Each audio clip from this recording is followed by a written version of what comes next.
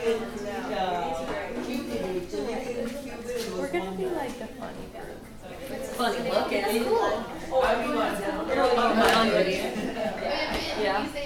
Cool. Let's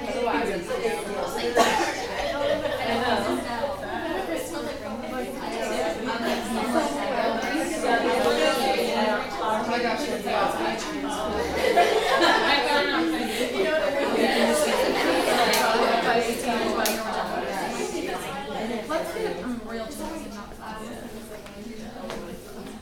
Just go. Are we ready? Are you ready? Yes.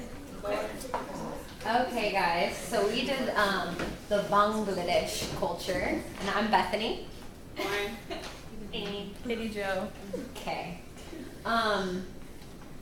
Okay. So the predominant religion of Bangladesh is Muslim, and one of the main features of that is going to a mosque and praying 5 times daily. The top picture is really cute because it just shows like the little guy who's trying to learn how to, get down and pray with all the older people. I know, it's so cute. So the language that's spoken is Bangla, and so Bengali and Bangladesh used to be a part of India, and then they both separated, and Bengali is Hindu, the Hindu religion, and then Bangladesh is the Muslim religion. And we don't have a picture of where it's located, but it's really near Myanmar, Burma. It's right next to there. So it's in between Nepal and yeah. So we're perfect. We're perfectly situated. That's exactly where we were. And so the traditional clothing. Here's a picture of what male would wear. And is this particular one is the Punjabi? Okay, is the Punjabi. Other things include a lot of people are familiar with saris. So saris, salwar, kameezes, lehengas, sherwani, and Punjabi. I'm sure I butchered. You know pretty well. So so that's a picture there, and then the cuisine. It's very vast and elaborate, like most cultures, but it's one of the most extensively developed in the Asia area. It's known for an assortment of fish dishes, but also notably is curry and dal and naan, the naan bread I'm sure we're all familiar with, and sweets. So we brought caramel pudding. That looks really good. We haven't tried it. And then one of the kind of pillars of the religion is that pork is considered dirty, so that is something that's not eaten. Oh, and then where that originates from, right? Religion, right? What's it? It's like a religious. Yeah, but it's Muslim. Remember, Islam, Christianity, and Judaism all started in the Middle East. Mm-hmm. And so that idea of pork being dirty is really that Islamic influence that has come now to the East. Yeah. Because otherwise, in the Eastern cultures, pork is pretty popular. Mm-hmm. But because it's Islamic. Yeah, it's huge in a lot of the other areas. So that is different. So, and then this picture is really impressive because all these people, or all these things here are people. So there's this thing called Hajj, and basically it's a pilgrimage to Mecca, which is a city in Saudi Arabia. It's like a really big deal.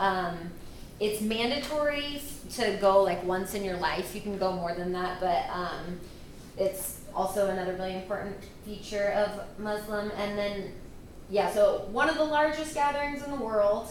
What they do is they circle around the city for days, and they just make rounds around Mecca, and it basically shows your commitment to God and to your religion, and is about bettering yourself.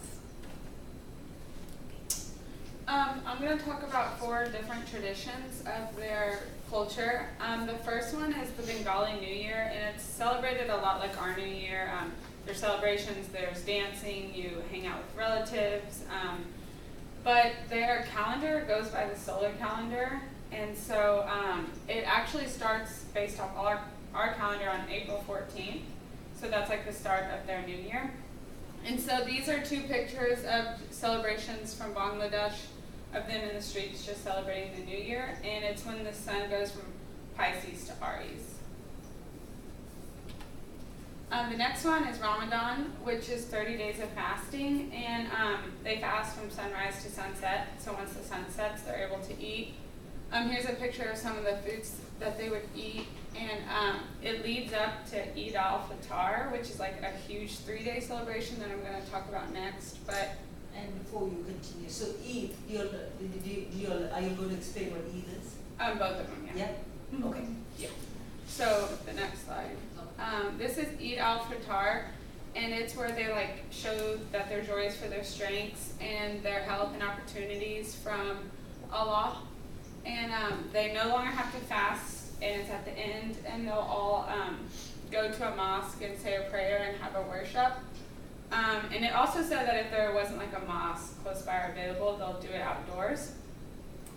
It's like official school and government holiday that you get off for, and it's usually 3 days long. And because they go by the solar calendar, I looked up like for 2017, it would be from June 25th to June 28th. So it kind of changes. It's not like how here Christmas is December 25th. It will change because of their calendar. And the next one is Eid al-Adha. They go to a mosque and listen to a sermon. It's also done with families and friends, and they sacrifice an animal. The sacrificing is called Qurbani, and it represents the animal that Abraham sacrificed in the place of his son. These pictures look really pretty, but if you Google it, it seems like a very gruesome process. Lots of blood, and usually they sacrifice a goat or a sheep, but technically in the U.S. that's illegal, and so they can't do that here. But also with Eid al-Adha, it's September 1st through 4th, and like Bethany said, it's when there's Hajj, and a lot of times people, when they go to celebrate Hajj, it's during this time period where they travel to Mecca. And so this is what I want to ask. So do you see the commonality between Christianity and Islam here, right? Abraham is going to sacrifice, yeah, okay. Okay, so some occupations that they kind of engage in daily, I kind of split them into more the leisure play side of things and then the work. So as you can see, up at the top is more the play and then the work down front, and I'll go more into detail. So in literature and poetry, Rabindranath Tagore, he's a poet, he did many other things. He was awarded the Nobel Prize in 1913. He's very respected in our culture for kind of preserving the language and the culture through poems and other works of things he has done. I guess his most famous poem, they kind of adapted it into the national anthem, and we'll play just part of it for you. So you can hear it.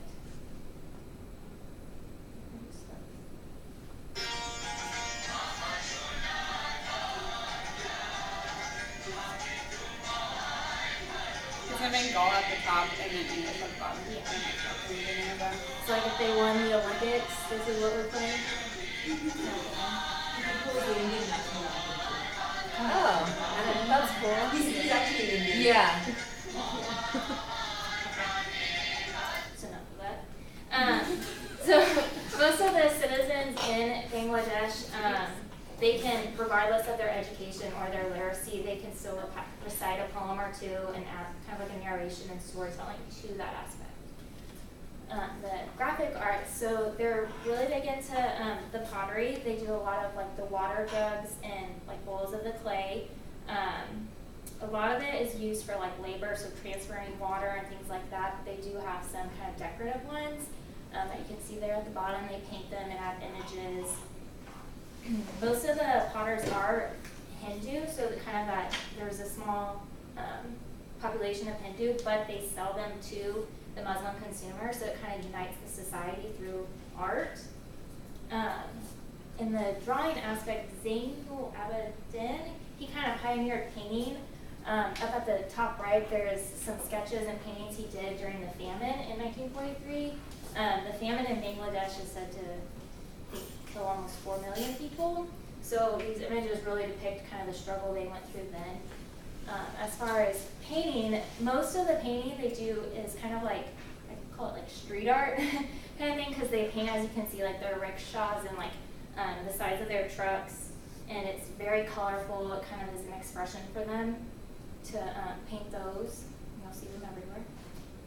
Okay, so for the performance art, music is a big tradition, and as we saw, it kind of goes with their poetry. A lot of times they add music to their poetry. The most common instruments are the harmonium, which is the keyboard kind of thing, and then the tabla, which is the drum type instrument, and the sitar, which kind of goes with guitar. Most of the things that are popular today are kind of the female-male duet, and the songs today are heavily influenced by the classical tradition, but they kind of have a contemporary flair to it. So for dance, the most traditional dance is really emphasis on the hand, the feet, and the head type of movements. It's pretty much only women, but some men do it more, especially now today. It's a big part of like some of the festivals Lauren mentioned. There's 4 types of classical dance: the Kathak, Bharatanatyam, Bharatanatyam. yeah, that one, Manipuri, and Kathakali. Kathakali. Go by her pronunciation. And then I'll play just part of their like dance, so you can really see the emphasis of the hands and movement. Like fast forward it to like a minute or so. So this is like more of like a school, and you can actually see a couple men in there, like the boys.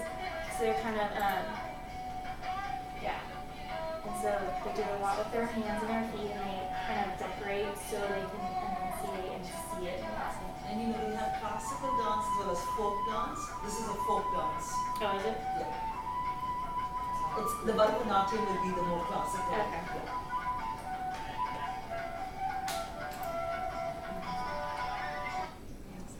Okay, so then plays are, there's kind of plays in the village and then in the city. And in the village, they're more traveling and they kind of stop in each little town. And then in the cities, they're more attended to by like the educated young population. And then Jatrar is like a folk drama, kind of like a Jatra. Jatra? Jatra. Okay, so it's Oh, no, actually, in India it's pronounced Yatra. But we spell it Y-A-T-R-A. Alright. So it's mythological episodes of love and tragedy. A lot of the plays have like heroism in it, and they're shown more in like rural areas. It's not as popular today. It's kind of been taking a seat back to the Western culture. It's kind of taken over. Okay, so in some work occupations, Bangladesh is one of the poorest countries in the world. It has a big agriculture emphasis. In all the rural areas, it's mostly just agricultural goods, but most of the agriculture is consumed in the country, so they don't really export any of that. It all just kind of stays and keeps them sustained. In the countryside, there's each week, I think, like 10 villages will kind of have a bazaar, so like a market day, and they'll go and trade their goods for other goods and things they need. So it's mainly left to the men. The service industry in the cities more, there's like a middle class of businessmen and some office workers. It's kind of an up and coming class more as we go into the age of technology. In the industrial sense, most of the industry growth is in garment and textile industries. So in the urban areas, this is where that occurs. And there's a lot of labor, like hard labor work. So as far as the division of labor for the children, since it is such a poor country, a lot of the families have to send their children to work to earn money for the family. They're often paid less than the adults, and they also work up to about 12 hours a day. So because of this, they don't really engage in school, and they kind of have to drop out to help their family.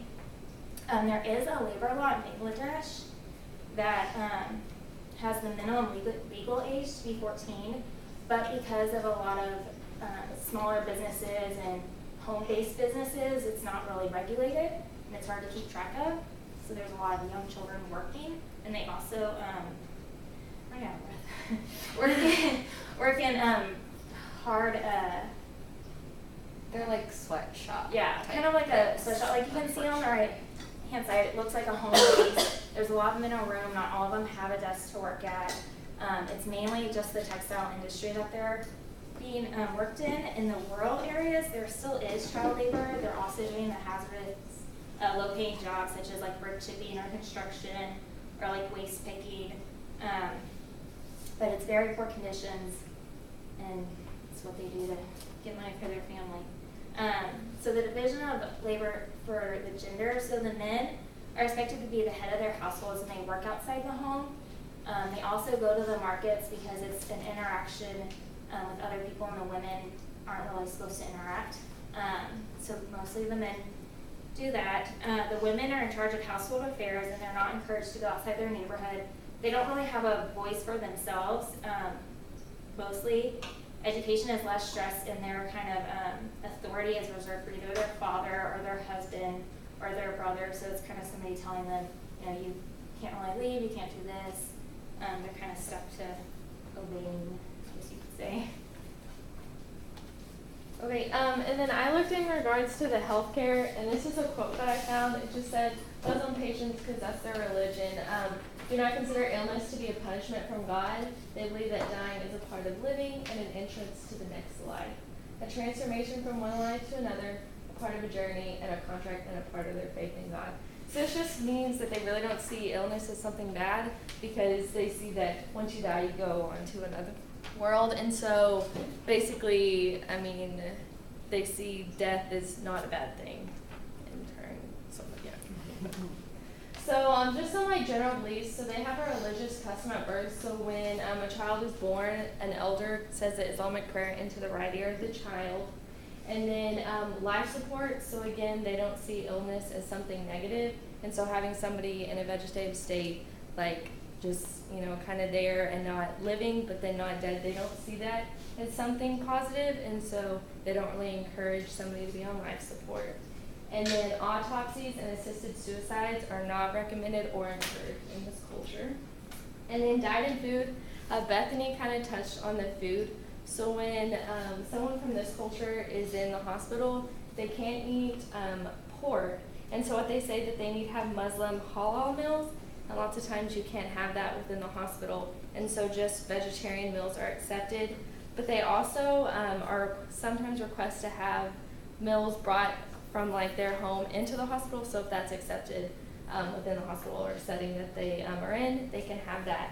And then Lauren said something about the Ramadan exemption, or just like the Ramadan celebration. And so within Bangladesh culture, if they're pregnant or if they're just like really ill, they can actually be exempt from this from like this celebration. So they don't have to fast from the food, they can actually eat during this time.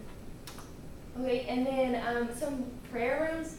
Most of these are seen in hospitals, but for this culture, they pray up to 5 times a day or maybe even more.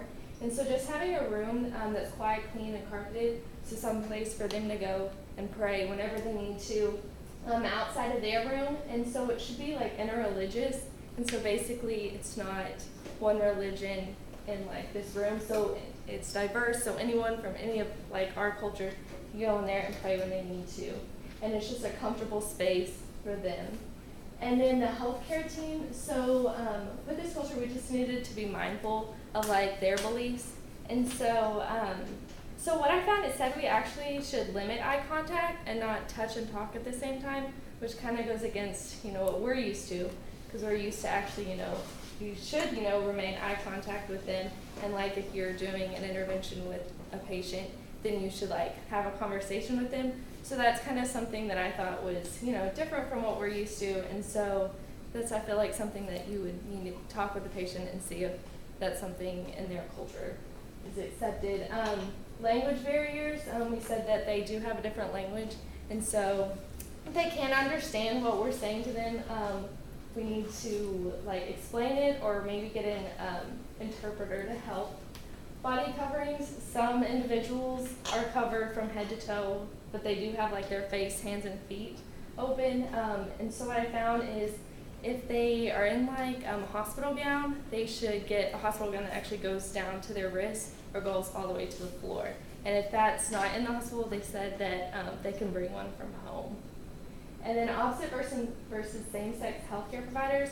So they said that they don't ban against like if a girl like us going to treat a patient that's a male, they don't ban that, but they don't really approve of it. And so they said that if it's a male healthcare provider treating a female, they want another female to be in the room with them or to have her husband in the room just to, like, I guess protect her. I don't know, but just to watch over. Okay, so we chose Arnie, but we called him Ara because that is a traditional name from Bangladesh. So he is 17 years old and has developmental disabilities, also maybe some autism spectrum stuff. So they're obviously first generation Bangladeshi immigrants, and as we mentioned, they wanted to continue the Muslim religion, pray 5 times a day. That's very important to them. And go to the local mosque to do that. So Ara wants to participate in the Hajj trip that we talked about to Mecca. It's very important in the religion. He needs to be able to do that to relieve all of his sins. So first generation, yes, came to America with mom, dad, older brother, and 2 older sisters. And then about a year after moving here, his father committed suicide, which I don't know entirely too much, but it is not that great in that religion to, have done that. So then his big brother is going to act as his predominant caregiver, and the older sisters do take some care of him as well. And he's having a lot of trouble with following rules and being able to stay still or engaged. He's usually off venturing around doing whatever he wants to do and moderating emotional outbursts. Okay, so the theoretical frame of reference we chose was a task-oriented approach. We thought it was important since he was going to be engaging in a task to work up to that task by having him do task-oriented things. Our goal was to have him participate and engage in prayer 5 times daily in accordance with the Muslim religion. We observed him he was never really focused on one thing. He kind of would distract others, and so since his family is trying to, abide by the 5 times, that when he is not focused and when he is kind of talking and things, he's disrupting their prayer. So we wanted to get him to pray and also to keep it in his family so they can do their prayer as well. We decided to improve his focus by a memory matching game. We want him to match 10 pairs to keep him focused on the one task at a time so he's not all over the place. To grade it up, we said he would have to match 20 of those pairs so he's attending his focus longer than he would normally. And then to grade down, it would be 5 pairs, or 5 pairs. And so we kind of relate that to prayer, just because it's like some of the prayer might take longer and some is shorter. So based on how long he's focusing on the activity, we could translate that into prayer. Question. Okay. So can Yeah. we just go back to Yeah, that yes. Go. Yep. task-oriented? Go on. Yeah, okay. So you're using the task-oriented approach, and so so one thing definitely you'll identify, which is very obvious, is concentration. And so you're doing matching, and so matching will be more a preparatory activity Okay. to get him ready to then engage in this task-oriented approach. When a task-oriented approach, you're actually having some kind of a task. Do the actual, Yeah, like the so- practicing of praying, right? Right. So you all could probably have a game or something where he's going to go down to the floor, Yeah. and concentrate, focus, come back up, something like that. And we can probably have like 2 things, right? Right, exactly. You can So- build up. So you could definitely, he needs to be able to, his concentration needs to be worked on. Mm-hmm. But then it also then needs to be transferred on to what you're Yeah. doing, so that task-oriented approach is, Yeah. it shows, yes. Okay. Okay? Yeah. And you're going to be learning next semester interventions, but a lot of times if you have a 17-year-old child with autism, sitting down, doing a memory matching game, and then doing prayer, that requires a lot of focus from one activity to the other. And sometimes with like that, and adolescents, they're going to need motor activities, such as motor activities, to help them be organized and regulated before they engage in activity that's gonna really require a lot of focus. So would like a sensory type thing be a good like stepstone to get into that? Okay. And even this thing of going back and forth, what does it do to your, which sensory system does it kind of work? Do you mean the game that we're trying to? No, anything, so that requires a motor activity, right? So like, for example, we were talking about going back and forth, down to the floor and back, because that's the prayer service you want the child to engage in, right? So The like The proprioception? vestibular system, Oh, the okay. proprioceptive system, all of those are very Yeah. calming, you know, the systems that you can stimulate. Okay. So you would think of some kind of an activity that requires The those use of all systems to work, yes. But of course, you haven't done that, you'll only go to the vestibular system and the proprioceptive system and all that. And it'll all come, okay? We'll get there. We'll get there. Slow Okay, down. but I want you Yeah. to think along those lines, Okay. so for your paper, kind of, Yeah. or if you're still having a little trouble, come Our talk to paper's me gonna and be we'll awesome. argue. You're gonna be We're good. Okay, Yeah. good. Great. Okay, so questions. You're gonna shout them out. Which tradition incorporates 30 days of fasting? Ramadan. Yeah. Which event breaks the fast? Yes. What's the central religion to Bangladesh? Yes. What type of calendar is adhered to? Yeah. All right. And what is the primary type of work of the country? Yes. There's a picture. You guys get 100. I'm surprised that they use the solar calendar because they look to the moon and it's gotta be full moon when Well, it's when weird they because break the like, fast. yeah, some things are like lunar based and then some solar, and you're like, But is it just, yeah, yeah. So we made a caramel pudding custard. It's egg based too. It's egg, milk, and sugar. So if you don't